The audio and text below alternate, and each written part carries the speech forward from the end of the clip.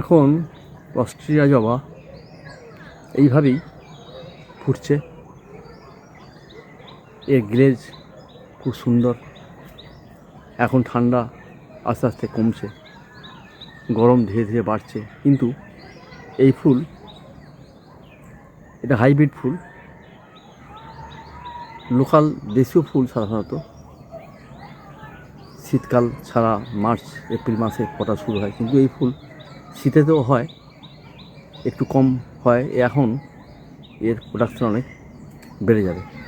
দেখুন ফুলের সাইজ কি সুন্দর। ঠিকভাবে পরিচর্যা করলে, আমরা ভিডিওতে যেভাবে বলেছি, তাহলে এই ফুলের সাইজ আমরা এক একটা ফুল এইভাবে পেতে পারি। অস্ট্রিয়া জবা এগুলো বিভিন্ন কালারের হয়, কিন্তু এরা খুব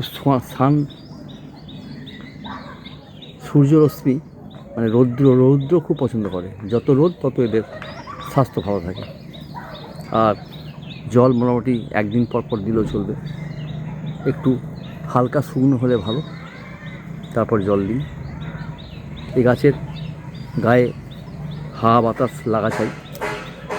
যত হাওয়া বাতাস লাগবে তত এর চারিদিকে কুঁড়িতে ভরে যাবে।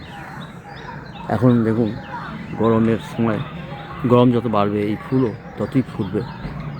শুধু অতিরিক্ত যখন টেম্পারেচার 40-এর কাছাকাছি হয়ে যায় তখন একটু এর প্রোডাকশান কম থাকে। এই হচ্ছে আমার নলেজ। ভালো থাকবেন, ধন্যবাদ।